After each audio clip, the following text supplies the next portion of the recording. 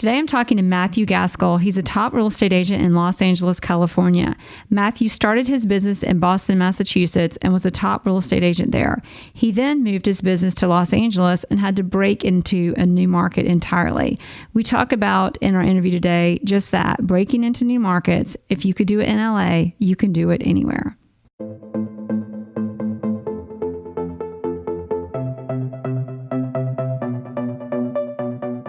Thanks for listening to the Jere Metcalf Podcast, where top real estate agents tell how they do it. This podcast is to share knowledge for realtors and raise awareness for Give Back Homes, where real estate professionals work together for social good. Jet Centers Aviation, Bentley Atlanta, Legends Global, thank you for your sponsorship. Everybody, it is the Jere Metcalf Podcast, where top real estate agents tell how they do it. Today, we have Matthew Gaskill from Los Angeles, California. Matthew, welcome to the show. Thanks for having me on. I appreciate it. Good to see you as always. And so good to see you as always. I'm excited to have you on today because we're going to talk about, among many things, whatever comes up that's good. But I'd really like to talk to you today about the fact that you have started your career twice and come to the top twice in two major markets that are not easy to break into. The first one being Boston, which might be the most impossible market from what I hear to break into. And you sold actually your lead generating website in Boston and started a new career in Los Angeles. So with that said, tell us a little bit about yourself and how you got into the real estate business in the first place. So I started doing real estate. Actually, I was in Boston for graduate school for creative writing. So getting into real estate was a complete 180. It was learning about business and, coming from a completely different mindset than that of an artist. So I started doing real estate. It interested me because I wanted to be an architect when I was younger, didn't want to deal with the math, so decided not to do that. Then was looking for something to make some money while I was in grad school, and this was a way to go out and see some beautiful houses. And so you got in it for the money. Yeah, well, and a little bit of heart. Yeah. It was social too. For me, I was sitting in front of my computer writing all day. This was a way to get out and be social, meet with clients, and it was kind of relaxing. It was a breaking up the monotony of writing for me. So started doing that, and then once I graduated with my MFA, I got into real estate full time. I was doing well at it, and decided that was the path I wanted to go. So started doing that, actually worked for the Sotheby's affiliate in Boston, Gibson Sotheby's, and worked there for about, I want to say 4 years before finally deciding to move to Los Angeles. I didn't have any family in Boston, nothing really holding me there. So had started looking around and then decided Los Angeles was the place that I wanted to end up, and kind of took the leap of faith and did some planning and then just jumped in. Awesome. So it sounds like because I'd like to know how you kind of get a feel on both career starts. It sounds like in Boston it evolved. It was, you didn't really need the money, but it made money. I mean, you could use it, but it was a way to make money on a college budget. You probably didn't need a ton of money. And you actually need a ton of money. You just have low expectations because, of course, there's school to pay for. But you always think, I'll just pay for that later. That's for another podcast, or a whole nother host. Anyway, whole nother show in general. But what is it? I can't even remember her name, Susie Orkin or whatever, the money lady. So back to us. So anyway, you're in Boston. You kind of break into it. It evolves. Tell us a little bit about your business there, and I really want you to kind of go into what I talked about with this website generating leads, because Zillow is kind of the one doing all of that, and a lot of people are doing that, feeding it through social media, but you're not doing the social media avenue. You've got your own way of doing it. So tell us a little bit about how you did all that. Yeah, so basically when I was in grad school, I was mainly doing rentals because in Boston, the rental site, there's so many universities, most of the rentals start September 1st. So I would basically work during the summer, rent out to a bunch of places, save up money, and then just do grad school during the school year and take on a client here or there. So when I started doing sales full time, I had a huge database of all these renters that I had talked to over the previous 2 years. And so that was one avenue that, I reached out to all of them, see if they were in the market to buy. And then also wanted to attract people, get in touch with other people who were actively looking to buy or sell. So that's why I started going the website route. And for me, I think the difference between owning your own website and doing Zillow is sort of the difference between renting and buying a home. Great analogy. Okay. So, as soon as you stop paying Zillow, no leads are coming in. Same thing, as soon as you stop paying your rent, you have no place to live. And so for me, it made sense. And I actually tried Zillow for a couple of months. And for some people, it really works. For me, those couple of months, I got 0 return on it. I got, I think, 2 leads over 2 months, and I was paying, hundreds of dollars each month. So I stopped doing it and then basically built out the website. The one thing that you can do to beat, the Zillows, the Trulias, Realtor.com is we know our markets unlike they do. So it's about content, putting up, what's going on in your neighborhood, writing about each individual neighborhood, not just Boston, but, specifically say the South End neighborhood, and then even breaking that down further to like the SoWa neighborhood, which was an up and coming neighborhood when I was out there with a lot of lofts and things like that, and writing, Zillow doesn't know what SoWa is. So people who are actively searching that neighborhood, they would get to my website. They would never get to Zillow. Wow. Okay. Yeah. So writing about that, writing about what's going on in the market, what things are selling for. So your writing career really was part of your lead generation tool on a website as well. Yeah, it definitely helped that transition. Because I knew how to write for people to read it. But it's also different when you're writing for Google, you're writing a little bit differently. You want to get keywords in there that are going to pop up when people are searching. So you have to kind of put yourself in the mindset of a buyer and seller. If I sat down in front of my computer and I'm looking for this, what would I put in that search bar? So are you talking about, so you would write content, but you also probably had, I don't know if they still call them meta tags and all the stuff you put in your, do you do any, or what's your formula? I mean, that stuff I don't even know if they really use those anymore. Okay. That's how old I am.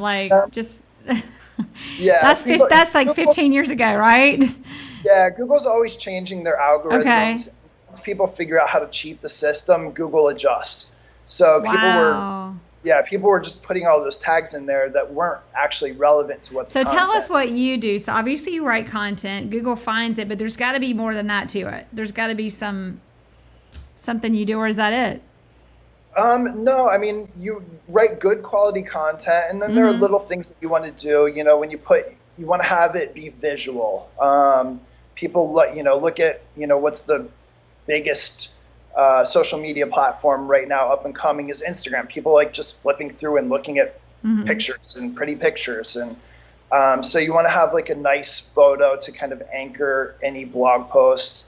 And then you want to also have in there, there are little tricks that you can do sort of, and anyone can Google, what are the top SEO things for a blog post, and there are blog posts out there that'll walk you through exactly what you want to do. Now tell us what SEO is. SEO is search engine optimization, right? Yes. Okay. It's just basically a way to optimize what you have on your website for Google, and for Google to boost it up to the top. I mean, if most of what gets clicked are the top 3 to things on any. I know that's keyword. What I click. So exactly. So is it just get a WordPress website and write a blog, or is there more to it? I mean, there's clearly more to it than that.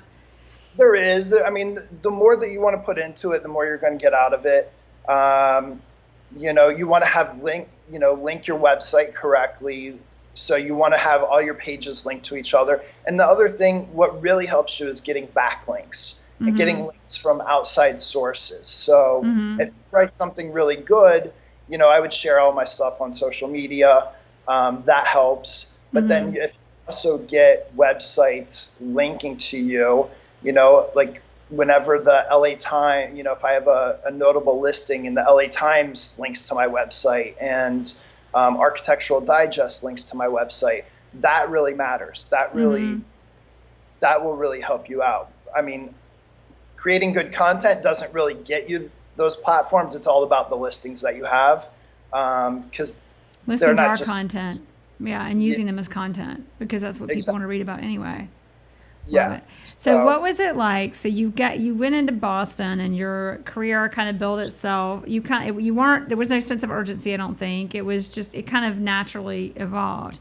So you land in Los Angeles, you're called to LA. It's a cool place. You decided you want to be there, but you're in a brand new market. And now there probably is a little more of a sense of urgency of like, this isn't just organically evolving. This has got to happen. So how did you make it happen? It was sort of planned out. I actually came out here with my partner at the time, and we were business partners and we were personal partners. And so she was originally from LA, and that was part of what brought us here. And so, before we left Boston, it was a matter of, moving across country. Coming to LA, I knew maybe 5 people in all of Los Angeles when we moved here. So it was kind of a big, scary move. But, at one point it was, okay, the longer we stay in Boston and build up our book of business, it's going to be that much harder to walk away from, because it's, we were doing well. Especially in Boston. I've heard enough about Boston, not from you, but from the world, and what a tough market and place that is to move to, break into, become a part of. So, yeah. Honestly, I thought Boston was, and, it was more organic, but I thought Boston was a much easier market than Los Angeles. Wow. Okay. I tell people this when I started talking to people in Boston, everybody already knew an agent when I got into real estate. Coming out to LA, everybody knows 5 agents. So. Sounds like Atlanta. I think everybody here knows 20. Yeah. Well, it's kind of like Bill was talking about Telluride, and there's 2,400 people there, and 200 of them are agents. Exactly. So it was hyper competitive out here. So, the one thing that I knew was I knew how to get in front of a lot of people quickly, and that was through the website and utilizing what I already knew about building the website in Boston. So I figured that would be a good way to get people to actively contact me. Have people that I can talk to, as well as while I'm going out and doing face-to-face networking and learning about the market and doing all of that. So a lot of the focus was building out a new website out here for Los Angeles and filling it with content. And even then, I knew it usually takes about a year to get traction on a new website. So you can't just throw it up there, throw some good blog post on, and hope that people are going to start calling you, because it's not going to happen. It's not quite like that, right? Yeah. You need that consistency and that momentum to really get Google to lift you up, and all of a sudden you're getting on the first page, and then you're in the top few. And was that a matter of just time and good content? Was there any Google AdWords, Google whatever all that stuff is you can do to pay to get up there, or was it just time and good content? It was mostly time and good content, and knowing a little bit about SEO and knowing, some of those things, to not really tricks, but they're kind of tricks. Can you give us a trick? Or do we need to hire somebody? Well, That's what I do. I didn't hire anyone. I learned myself. Part of it was because I was in school at the time and I had the time to teach You're myself. writing anyway, but write something that's going to be lucrative, right? But the SEO is completely, like, it's anti-writing. It's more of a formula. Yeah, exactly. Yeah. You know, like, you need to make sure your title, your keyword is in your title, and then it should be whatever your keyword is. Say it's, mid-century modern homes in Bel Air. Mm-hmm. So you would want that to be in the title of your blog post. You want it to be in the first sentence, mm-hmm. Or first paragraph of your blog post. And then you're going to refer to it just not so many times that it seems like you're saying mid-century modern homes in Bel Air every other word, but a few times throughout. Yeah. And then, when you also put that photo on there, name the file mid-century modern homes in Bel Air.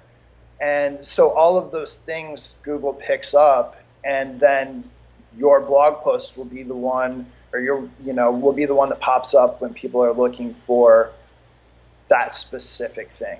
That's great. So you built this website, you've generated, so on the flip side of that, tell us how, because you've got this website. I mean, I'm impressed with that. I just feel like so many people these days aren't getting business that way anymore. It's more about social media and meeting people. So it's impressive, or they just resort to Zillow, but I love it. You're like, okay, well then you're renting and you need to be buying. You need to be making an investment. It's huge. But what else did you do in that LA market? What do you think? Like, give us, if there were a step-by-step or 3 key things that made you, or what was the moment that you really broke into the LA market, and how long did it take you? It took a little while. There were successes here and there. Mm-hmm. But even when you get to where you are, you always want to take that next step. So you're only as good as your last deal, or really your next deal. I mean, it's always, yeah. Can you ever say you've really made it to where you've wanted to be? I mean, if we have, we probably wouldn't be here. We'd be sitting on a beach. We're at the end, right? Exactly. So, I mean, it was probably about a year in when I really started getting traction, started getting, in front of people that the website really helped me get in front of people that it would have taken me a lot longer to get in front of with just face-to-face networking and talking to, in my market, I started networking with business managers and wealth managers and CPAs and the people who are advising my clients or my ideal clients on where to put their money. But the website got me in front of, some really wealthy people, really some A-list celebrities, got me listings, got me in the door where I wouldn't have probably otherwise. Mm-hmm. But it's not, you can't just rely on that. The one thing about, but it gives you that credit. You build a relationship, but it's some credibility behind it when they look you up, that they see this and this guy's got a clue and he's been in the business, because there's evidence of it when they Google you and it comes up to the top. So yeah, exactly. Well, and it doesn't hurt to have the Sotheby's brand either. When I first came out here, I knew Sotheby's from working with Sotheby's in Boston, and I interviewed with a lot of different companies and offices, and decided to stay with Sotheby's because of the fact that coming out here, no one knew who Matthew Gaskill was, but people knew who Sotheby's was. But if Sotheby's will let you, or Sotheby's will put their name on you, or vice versa, then you must not be bad, right? You must be pretty good, actually, is what people assume with the Sotheby's brand. Exactly. So. And so it's also that it's a brand that people recognize, and that people around the world recognize. And that's one thing that I think helps me, is because of the fact that I get leads through my website from all over. I mean, Middle East, Europe, that's Asia. Really impressive. Yeah. And they know Sotheby's, And you attribute it to consistent content, consistent writing content, or what? I know I keep asking the same question, but I'm trying to find the trick. There's a trick somewhere in there he's keeping from us. We're going to get it out. It's not really, I mean, it's right about the things that interest you. I had a colleague in Boston, and he said, you're always writing these blog posts. How do you know what to write about? Like and he had been in the business for 30 years, and right. Real estate really, for me, it was still young and fresh, and all these different things were interesting to me, and all these different aspects of real estate were new. And so I'd learn about something and be like, oh, I didn't know about this. I bet there's a lot of people who don't know about this. So I'd write about it. And then I'd get people who would contact me and say, wow, that was really helpful. I'm beginning to look for a home. Can we sit down and talk? I'd like to get some information from you. That's awesome. So, yeah. Write about if you're not writing about things that interest you, you're not going to write, honestly. And you're not going to do it. So I'd say first and foremost, write about the neighborhoods that you love to work in, and write about them in a way that no one else is going to write about. Write about them in a way that the big real estate players don't know. They'll put up a little paragraph about a neighborhood that they probably get the information from Wikipedia. Well, we should know our market better than Wikipedia and be able to give more value to a potential buyer or seller about what's going on in that neighborhood, what the appeal is, and who it appeals to. So write about those things. Write about, I write about all kinds of different things, and it's usually just things that I find interesting, so that I think will resonate with the clients that I want to get from. So it needs to have both elements, I think. It needs to interest you, and it also needs to be of interest to whoever you're trying to target as a client. Yep, I got it. That's great. And then just be a good writer or hire somebody. I keep talking about hiring people today because all of your strengths are not mine. Writing, building websites, no. We all get something from someone, like the lunch that you do, right. And that's me, check. I can do that. Right. Yeah. To me, I was like, wow, that's amazing. I do different networking events, but nothing that I specifically host and curate and pick the people who are going. Right. So to me, so we can all get something from each other. Exactly. It's I think the big lesson in that too is, what are your strengths? Tap into them. For example, some of what you're good at, I just think about everybody I can hire to do it. And some of what I'm good at, you might do the same, or maybe, if I'm ever in LA or you're in Atlanta, we can just help each other out. So I'm going to shift on you a little bit here, but I'd love to hear about when you were breaking into that LA market. And really, I like focusing on LA because that was like a really true, fresh, like you got to make it happen time for you. There had to be some trying times. I'd love for you to kind of go there, give us a trying time. Give us a challenge that presented itself, and give us in that challenge in doing the right thing, whether it's a lesson of persistence, a lesson of doing the right thing, a lesson of creativity, what that story was and how you came out on the other side of it. I think all of our trying times, if we're not learning from them, we're doing something wrong. So, it doesn't always feel that way in the moment. Sometimes it's like, okay, maybe this isn't going to work. Maybe I need to join someone else's team rather than, try and go alone on this.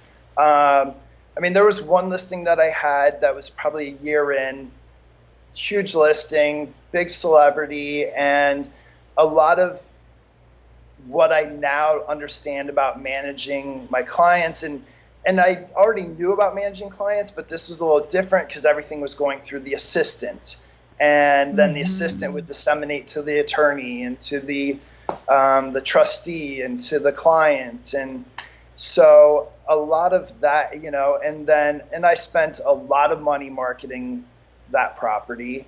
The lesson learned in that was, just you have to anticipate what questions or where the client may necessarily, when you go in, let them know, hey, this property is, the property was a $17 million listing in a neighborhood that there had only been 3 homes that ever sold over 10. So it was a huge property for a huge number for that location. It's, 40, 50 minutes outside of Los Angeles proper, the West Side. So it's a little bit removed. So, you have to let the client know, hey, and I did let them know, this may take a little while. Every home that's sold over 10 took over a year to sell. So you just need to maybe reiterate those things and constantly stay in touch with the client, let them know what you're doing. I would send them, I did advertisements in Variety and the Hollywood Reporter, specifically their Oscar issues that were going in this prelim that was going to the Oscars, because it was a house that had, and the Grammys as well, because it was a house that had a recording studio and a dance studio and a movie theater, and it was a great celebrity home in a gated community. Wow, that's awesome. So, yeah. You'd send them those magazines and be like, hey, look, here it is. Just wanted to let you know that this was in here. It's amazing how much we do and how much not only are we doing, but Sotheby's is doing for us, that we have to be sure our clients are aware, because it is exponential, the amount of marketing that we've got going on for our properties. I think that's been one of the biggest lessons for me. I've always been a doer, and making sure I'm communicating to my client what I'm doing, and then getting in their shoes. It's so hard we get so focused on what we're doing and all of our real estate friends that we love so much, that we're in our world, and getting out of that and getting in their shoes for a minute we're giving them what they need often, but making sure they understand or are educated in what that actually is and hearing it. I mean, would you agree with that? Yeah, absolutely. And I think that was another lesson for me is, I knew how busy both my client and her assistant were. So I didn't want to necessarily say, hey, just wanted to let you know I took out this new ad, or we've gotten this news this week, or I had this request for a showing, and but in hindsight, one email or one phone call a week, just saying with a quick recap of everything that's going on. It's huge. It's something that, if they choose to look at it, that's their choice, but we at least should put that in front of them and give them that and just say, hey, look, here's what I'm doing for you. Exactly. It's funny you say that, because I do that now. I didn't do that for a long time, and I do that. It takes a lot of discipline and a lot more time than you think, but just doing it I have an assistant who helps me her job is that, to help me oversee all of that, because it's a lot, but it keeps everybody on top of what's going on. That's huge. What is your biggest, and maybe that was one of them, but give us, in this business in general, what's your biggest aha, especially being someone who's broken into two markets? That it's really about connecting with your client. That's one thing that I learned from, internet leads. They're just leads. They're not clients until you meet them and you build that rapport and build that relationship. This business is all about relationships. It's not about how many clicks you get or how many views or any of that. It's about face-to-face time, and not only with your clients, but with other agents in your market, other agents in other markets. So you're a writer. So as a writer, who's someone who typically spends a lot of time alone writing, and now you're a real estate agent, is that difficult, or is that part of why you actually stuck with real estate and you enjoy it? No, I'd say I'm an introvert by nature. So I'm kind of a social introvert. So I like to be social, but give me a little bit of time, social time, and then I want some me time. And I want some time. And at the GNE last week, I came home and I was exhausted from meeting people, talking to people, being on constantly for 3-4 days. For 3 days. Yeah, I know. Because I already told you this, but I was there for 5. What was I thinking? My gosh, It was fun, but I was hard to. No, I get it. So, what are you most proud of? What's the accomplishment or success you're most proud of in being a real estate agent? I'd say coming out to Los Angeles and not taking the easy way would have been to join a team and work for someone else and, have that safety net. But at the same time, with that safety net, there's not the same, you're not doing your own thing. You're building someone else's brand. And I've had lots of friends who have done that, who have jumped on one of these big name agents teams, and they've worked for them. And then eventually when they decide, okay, there's only so much I can grow here, I want to do my own thing. Well, they realize that for X number of years, they've been building someone else's brand, someone else's clientele, and someone else's business. So just sticking with, and coming out here, and there were hard times, and it was a struggle to get started. And there were plenty of times where I was like, might be easier just to like call one of my friends that I've made who are selling, hundreds of millions of dollars a year and work for them. But at the end of the day, I don't think I'd find that as fulfilling as building my own thing. Yeah, I think we've all got to find what fulfills us and also, like we said, what our strengths are. Your strengths and my strengths are drastically different, and yet we're both very successful in this business, which is one of the things I love about this business. So let me see. What do you wish? I don't think I asked you. I asked you your aha, but what do you wish you knew then when you started this business that you know now? There's so many things, right? Give us 3 then. 3? Wow. I wish I understood more about networking and the importance of networking. Even, outside of necessarily just I have this target client and who can get me in front of that target client, but just networking within your community, helping build up other small business owners. It's so reciprocal. I love what how you elaborate on that about giving. You're giving that value, and that value just comes back to you. It's not networking isn't just going around handing your business card to people. Yeah, and you need to go into it. It's so apparent. And I'm sure you've met plenty of people. I've met plenty of people when you're out networking, and you can tell they just want to know what can you do for them right now. And such a turnoff. You're never going to work with those people. Exactly. The first time that I came out here and realized, I was like, okay, let's go to a networking event. So my teammate and I went to a networking event, and I bounced around, and I was like, okay, I need to talk to 30 different people. So I was bouncing around the room the whole time, talking to different people.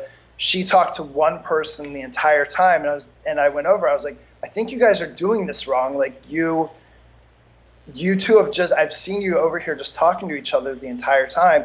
And to this day, we're still friends with that woman and her husband.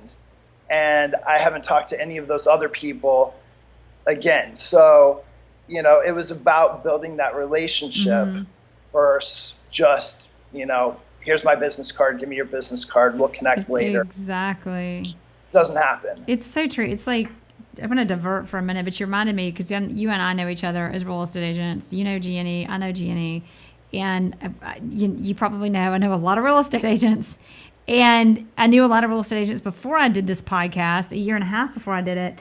And they even put me on a panel at Atlanta Fine Homes, like, how do you do it? Right? It wasn't a panel, it was me. I was on the panel. I call it a panel, but that was me. Because I was like, well, who's on the panel? And they were like, you. Because you're the one who knows, nobody does it like you. But it's to your point is, I said to them, you hear so many people talk about go to these things and bring 1,000 business cards and give 1,000 business cards out. And, maybe you'll get a 10%, 1% of 1,000 people. I said, I've never done that. Every G&E, I've forgotten my business cards. And even when I bring them, I leave them in my hotel room because I'm so busy meeting people. But when I'm there, I'm not trying to meet everybody. It looks to everybody now like I know everybody, but it's because I build one relationship at a time. Like you and I spent a good bit of time. We weren't there the whole time, but you and I had a nice conversation there. I wasn't hopping from you and on to the next, but you're building that connection one, and then you and I think we have 30 real estate agents in common. So we all have these relationships that we build on over time, and they're huge. And it wasn't because I've never given 1,000. I've never probably had 1,000 business cards printed. So just to reiterate your point, because it's true in Atlanta, but when something like G&E and we go, and I've realized all the different relationships have developed because I invested the time in those people and cared to hear about what they had to do, not spout off about what I had to do, even though I just did in this interview to you. But it was so relevant to what you said. It speaks volumes. But you're exactly right. I mean, and even like taking G&E, for example, I had 2 pockets, and one pocket was for people that gave, I actually had a meaningful conversation with. There was something that of value that, like I talked to Jeff from DC for a while, and a great book recommendation. And we ended up talking for 15 minutes and talking about our markets and things like that. We had a lot in common. And then there were the people who, I'd ride in the elevator with them, and they're like, oh, what market are you from? Oh, here's my business card. Well, that goes in a different pocket because I'm not, exactly. There's no relationship there. There's no. And whether it's the physical pocket or the mental connection, whatever, memory pocket, it's all the same. So you're exactly right. You're exactly right. So love it. So tell me this. Books. Of all the books out there, what is the one book that you would most recommend anybody listening to this read? There are a lot. I have to go through my Audible, and I listen to way more books these days than I read because I can listen to books, and I don't mind. Yep. I confess, I'm not a real reader. Exactly. Los Angeles, because I'm like, oh, that'll be a half hour. I can listen to a book. But recently, the book Mindset. Okay. Mindset. I'm going to. Yeah. Isaac's already got it, but I've got to write this down for myself. Mindset. And who's the author and what's it about? It's obvious what it's about, but elaborate for us. Well, it's not even necessarily what you might think. It's by Carol Dweck. Okay. Dweck. And it's called Mindset, the New Psychology of Success. Are you checking your Audibles? I am. Love it. I don't just remember all of that. Okay. So she talks about the difference between having a fixed mindset and a growth mindset, and sort of how we were talking earlier about, when people have a fixed mindset and they do poorly at something, they just put it in their mind like, oh, I'm just bad at that. Whereas if you have a growth mindset, it's okay, well, I didn't do that well at that point, but I can learn from it. Love it. Yeah. How do I turn that failure? That's the difference in everything. Yeah. It's huge. I was at lunch the other day, and I was talking to some people about the difference between, I've been in rooms of people that are just getting started in real estate, been in rooms of people who are okay at real estate. I've been in rooms of people doing $100 million a year in real estate, which doesn't even exist in the Atlanta market, by the way, unless you've got a team of like 40. And we're all under the same amount of pressure. The difference I have found between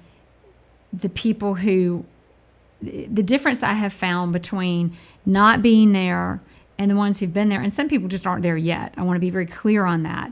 But I'll tell you, the one, everybody's a little bit different in different rooms, but the one very common denominator when I get in a room of these real estate agents that are top agents in their market doing $100 million, $200 million a year, is that every single one of them has the same response to problems. Every single one of them, the response to problems there's not even it doesn't even fathom, they can't even fathom be responding negatively to anything. It's like every problem, they don't even recognize problems. It's just like opportunities. Like all they see, their whole world is opportunities. They just pick which ones they want to take. There are no problems. Yeah. So, but it's exactly, that's why I love what you just said. That's huge. So another book on that same subject is Rejection Proof. And it's a guy started a blog, and he started doing these things and basically trying to see, like asking outlandish things of complete strangers, and basically to desensitize himself to being told no. But what he found that was most interesting is that people were telling him yes to things that he would have just assumed that he would have gotten an automatic no. So it was really interesting to him that he never would have known that unless he asked, unless he and he was coming up with the most. Wow. I can't wait to read this one. Well, yeah, it was good. Well, it's like going for the no. I think, I don't know if you've read the book Split the Difference, but he talks about have you read that one? Well, that was the book that Jeff recommended, and I just started it this morning. So good. But it talks about, we all are just polite. Yes, good day. Yes, yes, yes. We just want to keep the yes. We just all want to agree with one another. And getting people to say no to something gets them, he doesn't say it this way, but my interpretation is gets you to a place of authenticity where, okay, now we can get real. So when the rejection, he's going for the no, there's no fear, because often our rejection is based on their perception of our fear to ask for it in the first place, which gives them the no to give us. But if we're not afraid of their no, then it flips it so that it's all about what they really want. And there's so much potential we all have in this world if we can just get real about it, and gets us to the yes and gets us where we're really supposed to be when we're not attached to our own idea of what's supposed to be, which goes back to what this guy's doing in the book, which is awesome. Love it. If we don't reject ourselves before we pick up that phone there's a huge difference even in, we may not realize it, but when we call a lead or a client or there's a huge difference in the way that we approach it if we think in our mind, oh, I'm just going through they're going to say no, but I need to make this call or anyway. You're calling a seller and you've already decided they're pissed when they're not. They just need you to give them some love and explain the situation, and it's all okay. And just put yourselves in their shoes for a minute. I've been saying a lot of that today about putting myself in people's shoes. But it's so, I think maybe it's from that book, Never Split the Difference. And I cannot wait to read Rejection Proof. That's awesome. So here's my question. Two things. Is there anything else you want to add? Because I'm about to add my wrap-up question to wrap this all up in a nice little package for us. Well, I want to hear what book you'd recommend. Never Split the Difference. Well, I already know that one. What's one? Well, the other one would be Code of an Extraordinary Mind. That book is awesome because it talks about, it's kind of the same thing as our self-limiting. Like, we really have no idea how self-limiting we are with what's in our head. But it talks about the 4 stages of consciousness. The first one being everybody says you grow up and you go to school and you get married and you do what you do, and so you just do it. You never question it. The rules are the rules. And the second one being like he talks about Steve Jobs a lot, that you can make the world adjust to you. And the third one being more spiritual, that you're a tool through which divine intervention, universal intelligence, whatever we want to call it, works, and being open to that. And the third one being like Buddha or Jesus or Gandhi, or being on that really high level that not many of us ever hit. But the book, it really opens your mind up to things that we assume are reality that just aren't. I'm just going to leave it at that, and you have to read the book. Really good book. Code of an Extraordinary Mind. The Code of an Extraordinary Mind, and the author is Vishen Lakhiani. Okay. And the other one is Never Split the Difference. I've had 3, 4, maybe 5 people on this podcast out of not even 40 interviews yet. Well, I don't know how many interviews we've had, but I've had more people have recommended Never Split the Difference than any other book. So I had to pick that one up. I had 2 people. Shen also recommended that to me, the GNE. Yeah, Shen's already recommended. I can't remember who else on the podcast, but Shen recommended it on the podcast. He was the last one on the podcast. And it's so basic and so simple, but that's usually what's the most profound. And it really is. That book is so simple, but it's just the little tiny things that make a huge difference. And I can go back. It makes me want to go back in time and rearrange conversations I've had in the past because they could have gone so much better. But move forward, right? Exactly. So what is... No, exactly. And so what is this whole interview on breaking in new markets and leveraging your strengths and writing and just your whole experience, what is the one thing you want our listeners, if there's just one thing they get out of this interview, what would it be? I know a lot of people who are thinking about making a move. I've actually talked to a few of them. I've got a friend from Seattle who's thinking about moving to LA, and I know it's a big, scary transition to leave your business that you've already built up and to go from that to starting all over. But, if you've done it in one market, you can do it in another. I mean, LA and Boston couldn't be more polar opposites as far as real estate, as far as culturally, and if I can do it, it's possible. If you can do it in Boston, you can do it in LA, you can do it anywhere. Yeah, it's really about knowing what your strengths are, knowing how to utilize those, and just setting a plan and following your plan. And I'll elaborate. I keep elaborating on you, but you give me good ideas. It's not just if you want to shift from one market to another, but if you want to shift within one market to another. If you want to step it up. You can do it. You've just got to step it up and do it. Yeah. I mean, if moving from one market to another can be done, then yeah, if you want to go from selling, starter homes, first-time home buyers, to breaking into the luxury market, you can do that. If you want to go from one neighborhood to another, those things are relatively easy in comparison to going from one market to another. Exactly. Awesome.